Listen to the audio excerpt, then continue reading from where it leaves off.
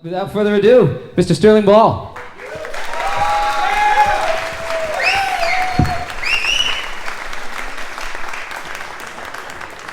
Hello, kids.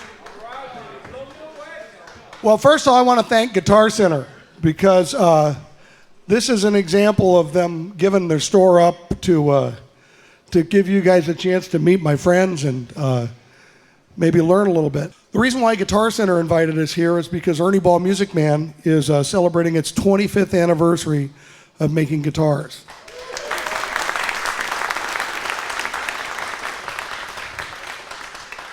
Which is all kind of a blur to me because I started in high school beta testing for the Stingray bass with Leo Fender.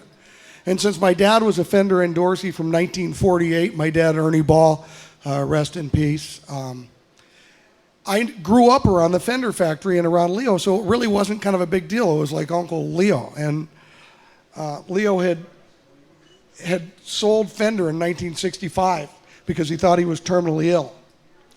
And he signed a 10-year non-compete contract, which was no big deal because he thought he'd be dead. And so the first lesson I'm going to teach you is if somebody tells you you're terminally ill, get a second opinion. Because Leo got a second opinion, and meanwhile, there's only two things Leo liked to do. He liked to build a Stevens boat, and he liked to make guitars. And so he got healthy.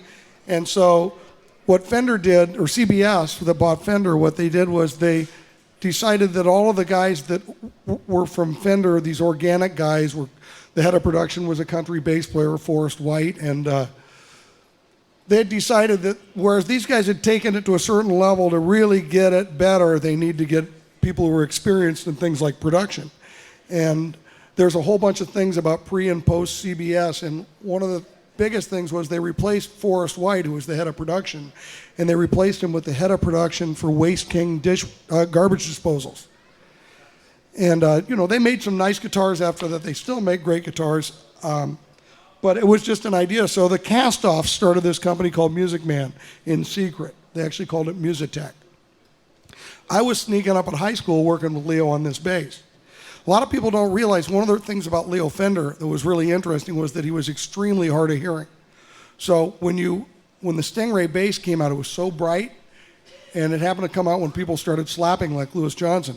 It didn't come out bright because he thought that was cool. It came out bright because he could hear it. When you go into his lab, he would take a screwdriver and put it on the big stainless steel bridge rollers, hit the E string, and make you put the other end of the screwdriver on the cartilage of your ear so you could feel it vibrate. Anyway, I didn't know any different. I'm working with Leo, the bass comes out, and they end up having a falling out, the old guys. And so Music Man was going to be sold to the Japanese, and I went to my dad and said, "Hey, Dad, I think we can make a great American guitar. I think we can make one." This is the mid-'80s, and this is when it was, airbrushed girls and headstocks that would break strings, which was good on one side of our business. And not really, we don't ever want them to break. So anyway, just kind of dumb, I went into it. And my dad wasn't involved in it, but he did buy it from the bank.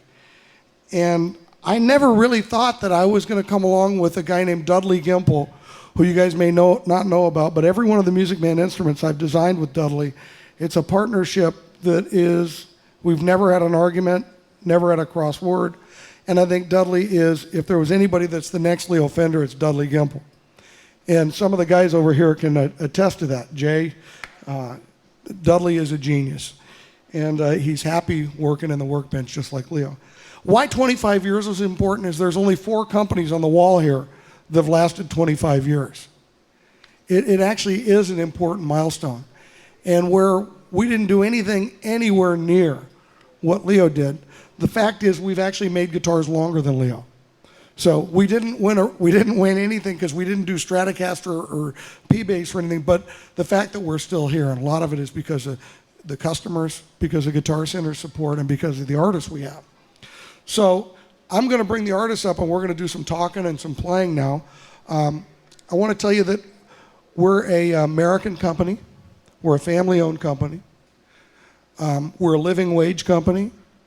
So if we can't make it and pay everybody in our factory a living wage, we feed 275 people a 3-course meal. We have a conscience, and it makes it so it's sometimes harder to compete because of some of the things we do, and they're actually really things we do.